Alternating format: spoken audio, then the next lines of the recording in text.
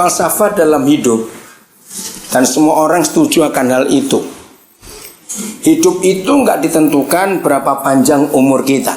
Lalu apa yang diukur dari satu kehidupan? Hidup itu diukur dengan berapa besar dampak yang dari kita untuk orang lain. Saya setuju nggak kalau Bunda berkata begitu?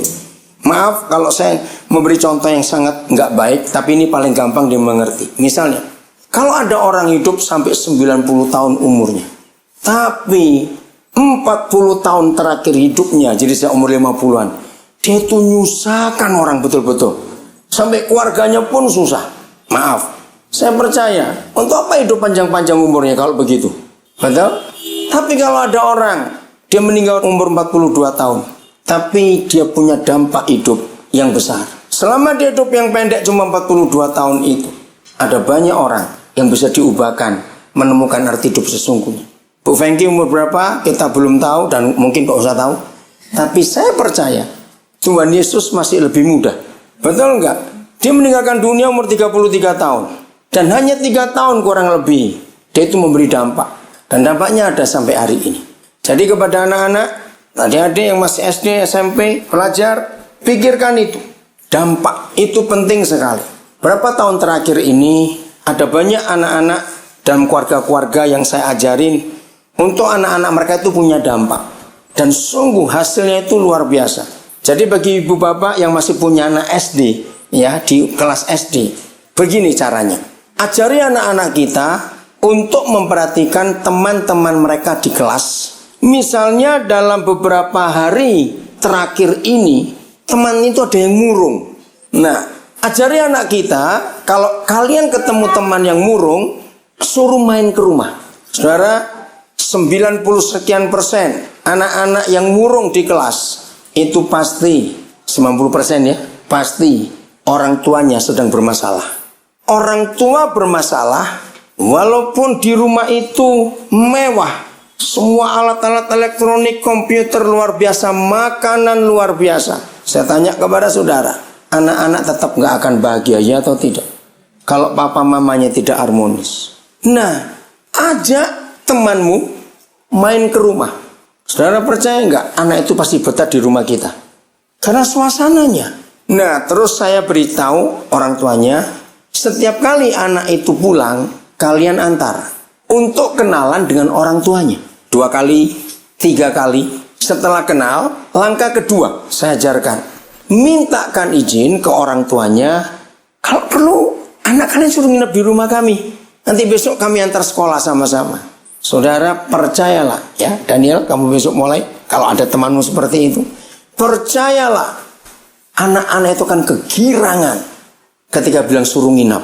Nah, anak-anak kita siapkan betul untuk mulai tanya, apa yang buat kamu betah di sini?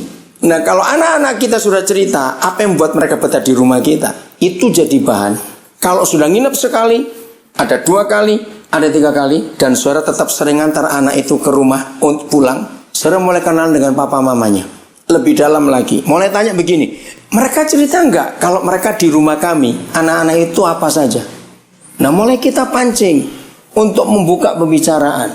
Kira-kira saudara tahu langkah berikut, anak itu pasti jujur. Betul enggak? Anak-anak itu adalah pribadi yang paling jujur. Maka itu hobi saya, saudara, karena Tuhan Yesus berkata belajar dari anak-anak. Salah satu hobi saya, bulan-bulan pertama saya menikah, istri saya heran lihat hobi ini.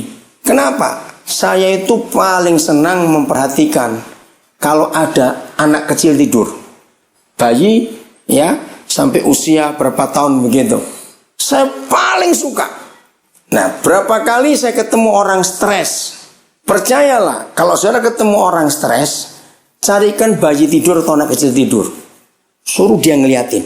Ajari begini, masa kamu kalah sama anak kecil? Dia nggak punya ATM tidur nyenyak, ATM banyak kamu nggak tidur. Boleh nggak pakai contoh itu? Pasti orang ini akan mikir, betul juga. Nah, saudara, saya nggak tahu, saudara pernah memperhatikan nggak? Wajah anak kecil tidur itu tenang betul-betul, betul? Siapa yang pernah melihat wajah anak kecil tidur? Itu bisa, pokoknya begitu ada anak kecil tidur, saya ngeliatin, enak sekali ngeliat wajah mereka itu. Jadi kalau ada orang stres, Nggak usah ke psikolog, mahal. Carikan bayi tidur, suruh ngeliatin. Itu obat yang paling luar biasa. Saudara setuju tidak? Ya toh, indah sekali. Nah, terus makin lama saya makin banyak belajar dari anak-anak. Sampai suatu kali Roh Kudus tanya begini kepada saya. Kalau saya ingat ini saya lucu, saya tertawa. Dia tinggi, Daniel, bedanya apa wajah anak kecil tidur dan wajah orang dewasa tidur? Saya pikir, apa yang dipikir ini? Apa bedanya? Kira-kira ada yang tahu jawabannya? Apa bedanya wajah anak kecil tidur dan wajah orang gede tidur? Cemberut? Belum tentu. Anak kecil tanpa beban, betul saya tadi itu. Enggak, secara khusus saja. Ada begini jawaban Roh Kudus kepada saya tertawa. Pasti saudara setuju. Wajah anak kecil tidur itu enggak ada gambar duit, saudara. Di wajah kita duit semua. Ayo katakan amin, enggak usah malu-malu. Luar biasa bukan di wajah mereka itu kalau tidur. Nah, saudara, maka itu anak-anak itu pribadi yang paling jujur dan paling polos. Mereka nggak bisa bohong. Jadi kalau anak-anak kita, kenapa Daniel ini kenapa? Kalau anak-anak teman kita itu, kebalik saya ngomongnya, temannya anak-anak kita, oh aku salah ngomong. Temannya anak-anak kita itu tanya ke orang tuanya, apa cerita mereka kepada kalian setelah beberapa kali main ke rumah kami, main dengan anak-anak kami. Juga setelah mereka berapa kali tidur di rumah. Apa? Saudara percayalah, pasti mereka akan punya cerita-cerita yang luar biasa. Nah, di saat itulah saudara mulai masuk kepada kebenaran. Kenapa di rumah kami anak-anak bisa cerita seperti itu? Jadi jawabannya ada sejahtera, betul? Nah, itu anak-anak. Jadi sejak kecil anak-anak kita sudah kita ajari untuk punya dampak buat teman-temannya atau buat orang lain. Hidup itu tidak ditentukan berapa panjang umur kita, berapa banyak kekayaan kita, tidak. Berapa banyak kita keluar negeri, tidak. Saya ulangi lagi, hidup itu selalu ditentukan oleh berapa besar dampak yang kita sudah buat untuk orang-orang yang ada di sekitar kita. Berapa besar dampak? Kalau saudara memperhatikan segala sesuatu yang Papa kita ciptakan, perhatikan ya. Kalau kita memperhatikan segala sesuatu yang Papa kita ciptakan di dunia ini, lihat binatang-binatang, lihat tumbuh-tumbuhan. Percaya nggak saudara? Tidak ada binatang serak beracunnya apapun mereka. Tidak ada tumbuh-tumbuhan, bagaimanapun dia itu berduri atau dia beracun. Ternyata yang mereka punya itu pasti punya dampak untuk lingkungan mereka. Ngerti maksud saya saudara? Semua itu ada. Luar biasa. Salah satu anak kami, sekarang dia ngambil S3-nya. Tadi pagi dia SMS, dia lagi ada di laut mana saya lupa kok sebut SMS saya. Dia ngambil marine science atau teknologi kelautan. Nah, khusus dia itu meneliti racun-racun laut, jurusannya toksikologi, racun-racun. Nah, dari dia saya belajar. Ternyata di laut itu ada 4 macam racun. 3 racun itu yang buatan Tuhan, yang 1 racun buatan manusia. Nah, walaupun yang namanya racun, kalau buatan Tuhan tetap bermanfaat. Tapi kalau buatan manusia itu merusak. Saya tanya, apa itu? 1, ada jenis-jenis ikan yang beracun dan kita tahu. Nah, Pak Lo pasti tahu banyak karena ngurusin ikan banyak. Nah, walaupun itu ikan beracun, ternyata racun di ikan itu punya dampak yang positif untuk ekosistem laut. Kedua, jenis-jenis ganggang, tumbuh-tumbuhan laut yang beracun. Sama, ada ikan-ikan tertentu, ganggang-ganggang laut yang beracun itu obat untuk mereka. Yang ketiga, ada terumbu karang yang mengeluarkan racun. Itu pun bermanfaat. Tapi yang keempat ini yang jahat, racunnya manusia. Dari limbah, pabrik, dari got, dari semuanya itu. Saudara, sangat luar biasa. Jadi apapun yang Tuhan buat, ternyata itu punya dampak, saudara. Nah kalau binatang dan tumbuh-tumbuhan aja segitu rupa membawa dampak, bagaimana hidup kita? Lagi sekali, berapa tahun umur kita? Apa dampaknya? Sudah lebih 25 tahun saya tuh punya kebiasaan, kalau bulan Oktober begini ya sampai November awal, tidak pernah saya nggak akan melewatkan berita siapa calon penerima hadiah Nobel. Nah, saya tidak tahu berapa banyak di antara saudara yang punya hobi seperti itu. Saya paling suka. Karena apa? Buat saya, Pak Nobel itu orang yang hebat sekali. Dia sudah mati. Dia kira-kira meninggal tahun 1904. Sudah cukup lama. Nah, dia orang kaya, ahli kimia dari Swedia. Nah, rupanya sebelum dia meninggal, dia itu memikirkan sesuatu. Untuk apa kekayaan ini? Dan dia tidak mewariskan untuk keturunannya. Tapi dia berpikir, dan ada hikmat dari Tuhan dalam hidup Pak Nobel. Itu nama orang, Nobel itu nama orang. Bagaimana kekayaannya ini akan dipakai untuk setiap tahun pada bulan November akan ditetapkan siapa peraih Nobel di dalam banyak bidang untuk kehidupan manusia. Nah, tahun ini dua yang saya perhatikan. Satu, Liu siapa itu ya, orang RRC yang mendapat itu, dia yang menentang pemerintah waktu peristiwa besar Tiananmen tahun 89 bulan Juni yang lalu. Dan waktu dia terima itu, dia sudah berkata nanti uang itu akan disumbang untuk keluarga korban itu. Yang kedua yang menarik saya adalah dokter yang menemukan bayi tabung pertama di dunia. Dan dia dapat. Nah, tadi pagi saya baca Kompas, anak yang pertama lahir sebagai dari bayi tabung sudah umur 33 tahun, itu perempuan, dan dia sudah punya anak. Dan dia diwawancarai, dia berkata selayaknya dia dapat hadiah Nobel karena dia sudah menolong banyak keluarga di dunia yang tidak punya anak bisa punya anak. Kalau nggak ada dia, saya pun tidak ada. Nah, itu salah satu contoh. Akhir komentar, walaupun sangat terlambat, kenapa baru 33 tahun dia diberi hadiah itu? Oke, jadi itu menarik sekali.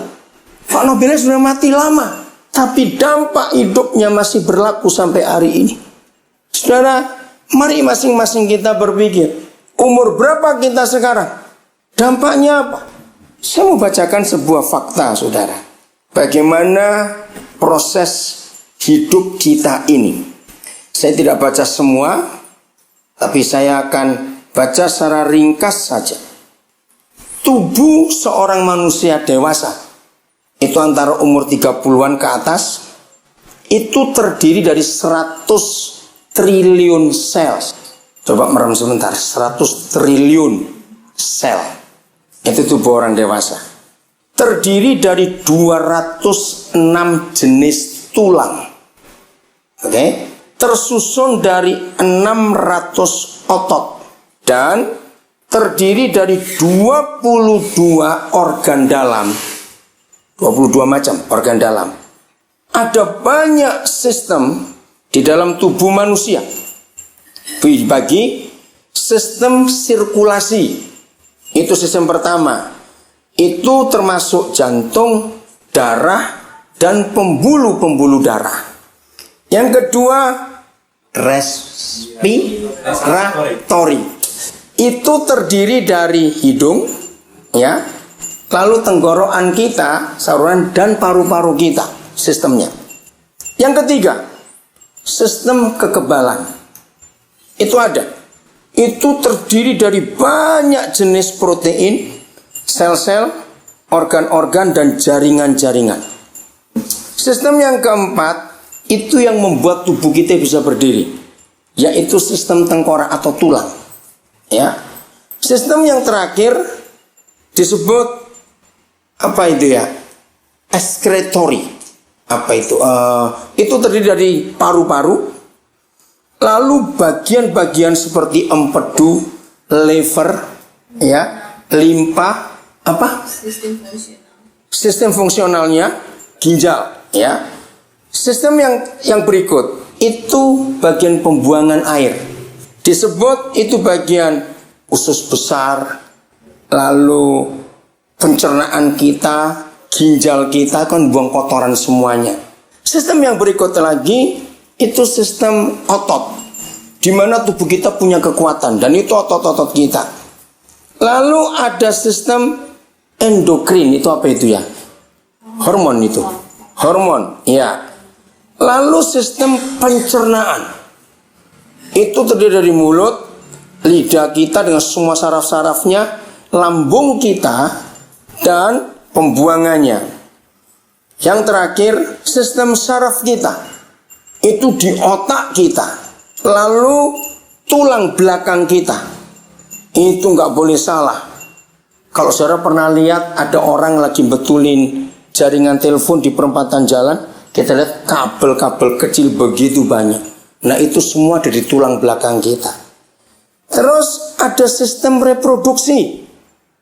Itulah organ-organ perempuan dan laki-laki. Saudara bisa bayangkan. Ini belum selesai. Itu baru sistem saja sebanyak itu. Terus saya akan tunjukkan lagi betapa hebatnya itu. Saudara pernah ngitung enggak? Di dalam 1 tahun, ya, mata kita itu berkedip paling sedikit berapa banyak? Itu pernah dihitung? Itu 10 juta kedipan. Hebat sekali. Terus jantung manusia itu sangat kuat untuk memompa dari semua cairan-cairan dalam tubuh kita. Dan kalau dihitung lebih panjang dari tubuh kita, 30 feet, jadi berapa itu? 10 meter? Enggak ya? Ya hampir segitu ya. Itu kekuatannya. Siapa yang pernah tahu otot paling kuat di tubuh kita itu mana? Saya juga kaget waktu baca ini. Ayo, otot paling kuat di tubuh kita itu mana? Bukan lengan ternyata. Lidah. Lidah itu otot yang paling keras dan paling kuat. Maka itu betul kata Yakobus 3, lidah itu berbahaya. Ternyata kuat seperti itu. Terus di permukaan lidah kita itu ada 9.000 saraf-saraf halus yang bentuknya seperti cotton buds untuk pembersih kuping itu. Itu 9.000 di permukaan mulut kita. Terus sampai ke dalam juga, tenggorokan, dasar-dasar juga di ruang atas bagian mulut kita. Jantung kita berdetak ya selama antara, kalau orang itu hidup 70 sampai 80 tahun. Dengan hitung, ini pernah dihitung, itu sebanyak 2,5 miliar kali. Ya. Itu waktu hidup. Terus semua saraf, semua pembuluh darah kita, ya darah, pembuluh darah macam-macam itu kalau dijadikan satu, dipanjangkan, itu panjangnya 60.000 mile kalikan 1,3, dan itu bisa memutari bumi kira-kira 3 kali dalam tubuh kita. Pembuluh darah sebanyak itu. Rata-rata seorang manusia ini kalau normal itu rambut di kepalanya berjumlah kira-kira 100.000 helai. Dan itu terhitung semua loh oleh Tuhan, saudara. Satu gugur aja Tuhan tahu. Bukan Tuhan nganggur ngurusin rambut. Tidak. Itu menunjukkan betapa dia sayang kita luar biasa. Ini yang saya paling kagum. Setiap 1 jam tubuh kita ini dengan otomatis mengganti sel-sel rusak itu sebanyak 1 miliar sel. Ayo, kalau Tuhan suruh kita bayar sel itu 0,5 sen, sanggup nggak? Kenapa koming? Yang cuan siapa? Tuhan ya. Bayangkan 1 jam, saudara. Itulah sendirinya tubuh kita itu mengganti 1 miliar sel. Saya terharu sekali melihat ini. Terus setiap inci persegi dari kulit kita itu mempunyai 19 juta sel. Setiap inci persegi tubuh kita ini 19 juta sel. Bisa bayangkan itu. Maka itu kalau kita nggak pernah berterima kasih pada Tuhan, betapa kurang ajarnya kita ini. Belum yang lain-lain. Nah, maka itu tiap kali ulang tahun ingat, jangan cuma dihitung makannya saja. Betul, sudah berapa kali aku makan sampai umur sekian ini. Tapi coba ukur apa yang dia sudah buat. Nah, pertanyaannya, kalau sampai sedemikian, ini belum semua. Kalau sampai sedemikian hebat Papa di surga menghidupkan kita sampai seperti ini, masa sih dia itu tidak ingin dapatkan apa-apa dari kita? Ngerti gak pertanyaannya? Gak ada orang dagang invest itu gak mikir untung. No, betul gak? Gak mungkin. Semua orang hidup dagang itu pasti mikir untung. Nah, Papa kita di surga juga mikir untung. Kenapa? Karena dia sudah menginvestkan segala hal yang tak ternilai dalam hidup kita. Tapi ini masalahnya, untung yang dia harapkan bukan untuk dia. Setuju saudara? Dia ingin kita punya dampak ke orang lain. Selalu begitu. Maka itu kita harus mikirin. Siapa pernah tahu? Coba satu orang baca Filipi 1 ayat 21. Karena bagiku hidup adalah Kristus dan mati adalah keuntungan. Amin atau aman? Amin. Betul? Nah, ini kan kebalikan dengan sistem dunia. Justru dunia ini selalu dapat untung ya waktu masih hidup dong. Nah, kalau mati untung ya nikmati siapa? Nah, inilah rahasia. Ternyata anak-anak Tuhan harus punya konsep itu. Nah, bertahun-tahun saya itu mencari apa? Kalau untung itu tunggu aku mati, ya ngapain hidup? Saudara, maka itu belajarlah Alkitab dengan menggunakan logika anak-anak. Akhirnya saya tanya, nggak ada jawaban. Saya itu mikir, apa contoh yang paling bagus untuk mengerti ayat itu bahwa mati itu keuntungan? Ternyata gampang jawabannya. Apa itu? Sapi. Kok nggak amin? Loh, sapi, betul nggak? Kenapa sapi? Nah, jadi keuntungan sapi itu dia akan nikmati kalau dia mau mati. Dagingnya kita makan, sampai tulang pun kita gigitin. Betul nggak? Kalau makan konro? Ya, orang Makassar makan konro. Kalau orang Palu makan kaledo, tulang saja digigitin. Sampai semua lidahnya sapi. Di Surabaya hidungnya sapi pun laku. Bayangkan, ususnya, jantungnya, paru-parunya, kulitnya juga. Saya kaget waktu Papa ngomong itu. Nah saudara, selama kita hidup itu Kristus. Dan kita akan terima keuntungan waktu kita mati. Karena kita mau berkorban. Nah dampak ini yang Tuhan cari dari hidup kita selama hidup yang pendek ini. Rabu yang lalu saya masih ada di daerah Kuala Tanjung. Kuala Tanjung itu Sumatera Utara, di Kabupaten Sergebe Dagu. Itu yang teroris ketangkap itu. Saya pelayanan ke desa itu. Saudara, kami makan malam. Setelah pelayanan, karena malamnya harus balik ke Medan, ya, di rumah keluarga Bapak Utagalung. Umur baru 41 tahun. Anaknya 3. Makan kami di sana. Anak yang satu sakit, yang nomor 2 kami doakan. Saya doakan. Itu Rabu. Jumat pagi dia meninggal. Tanpa sakit. Senin kemarin dia dimakamkan. Terus Selasa saya berangkat ke sini. Syok betul. Saya masih terbayang Rabu malam masih makan bareng. Jumat pagi meninggal, Senin dikubur. Saya nggak bisa ngomong apa-apa ketemu istrinya. Kata-kata apa yang paling bagus untuk menghibur? Nggak akan mempan. Betul nggak? Ya sudah, paling cuma bisa berdoa. Nggak bisa dia mengerti. Posisinya lagi bagus di satu perusahaan. Dia baru pulang training untuk naik pangkatnya itu di perusahaan itu. Meninggal. Nah kita lihat hidup ini pendek. Maka itu pikirkan dampak untuk orang lain.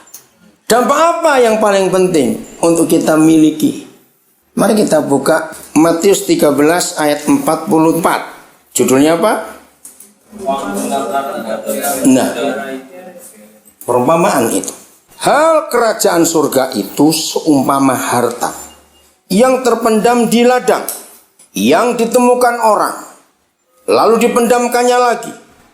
Oleh sebab sukacitanya, pergilah ia menjual seluruh miliknya, lalu membeli ladang itu. Saudara, tahun 70-an saya mendapat pewahyuan ayat ini. Dan gara-gara ayat ini disampaikan oleh Roh Kudus begitu jelas, saya punya pelayanan yang beda dengan banyak hamba-hamba Tuhan yang lain. Kenapa? Kita lihat 3 hal ini. Jelas dikatakan inilah perumpamaan tentang kerajaan surga. Tentang surga bukan? Tapi mengapa Tuhan Yesus berkata ada ladang, sebidang tanah. Lalu ada orang yang melihat ladang itu. Tapi yang dia cari bukan ladangnya. Di dalam ladang itu ada harta terpendam. Ketika orang ini tahu ada harta itu di ladang itu, dia pulang. Nah, yang menarik adalah dia jual semua miliknya. Berarti ladang itu senilai apa? Seluruh miliknya. Tidak ada penjelasan apa itu. Saya punya 5 buku tafsiran Alkitab. Tidak serk semua waktu saya baca. Saya tanya pada Bapa di surga, apa maksudnya? Saudara, dengan jelas Roh Kudus menunjukkan, ladang itu adalah manusia. Karena kita dibuat dari tanah. Di dalam kita manusia ada harta yang luar biasa. Ada seorang pedagang. Jelas itulah Yesus. Dia pulang lagi. Dia jual semua kemuliaan kekayaannya. Dan dia kembali ke dunia untuk beli ladang itu. Saudara mungkin belum nangkap, karena kalau lihat wajahnya masih bengong. Saya terangkan begini. Siapa kenal nama ini? Mark Zuckerberg. 2 minggu lalu dia masuk di majalah terkenal di dunia, lalu masuk di koran media Indonesia. Saya gunting itu. Dia sekarang menjadi orang muda terkaya sedunia. Karena umurnya baru 26 tahun. Tapi kekayaannya hampir 51 miliar. Orang terkaya, belum pernah dalam sejarah dunia ada orang muda sekaya dia. Karena dia menemukan apa? Facebook. Waktu dia menemukan Facebook, umurnya baru 18 tahun. Nah, umur segitu sudah punya dampak buat dunia. Ngerti gak maksudnya? Apa yang dia pikirkan waktu umur 18 tahun? Waktu itu dia baru masuk kuliah. Terus dia itu mikir bagaimana caranya teman-temanku bisa terkonek dengan informasi.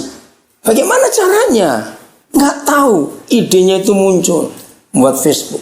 Dia nggak nyangka kalau dunia bisa menerima itu. Nah, itulah harta terpendam dalam hidup seorang namanya Mark Zuckerberg.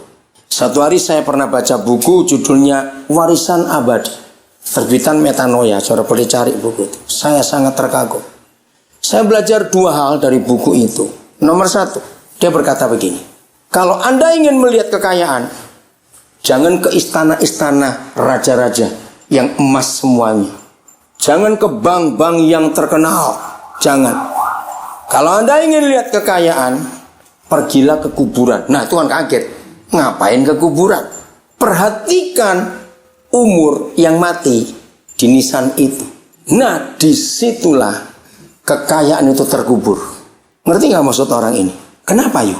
Berarti di dalam hidup orang-orang yang mati itu ada intelektual, ada kejeniusan, ada kepandaian, ada ide, ada yang luar biasa. Betul tidak, saudara? Nah, itulah harta terpendam.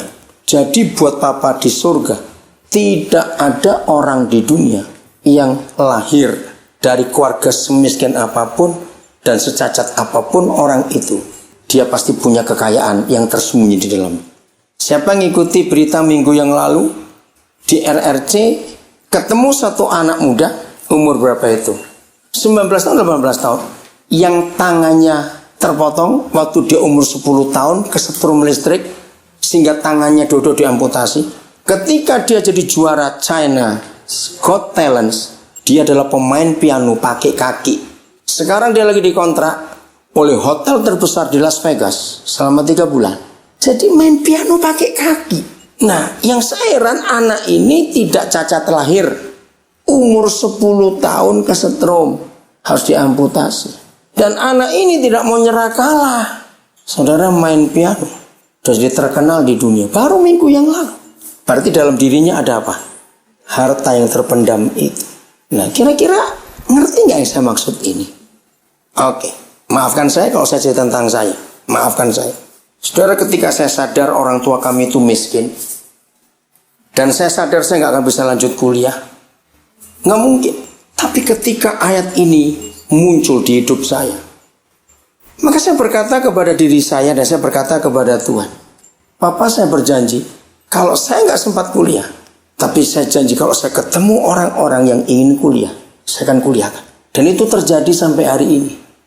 Dan itu anugerah Tuhan yang luar biasa.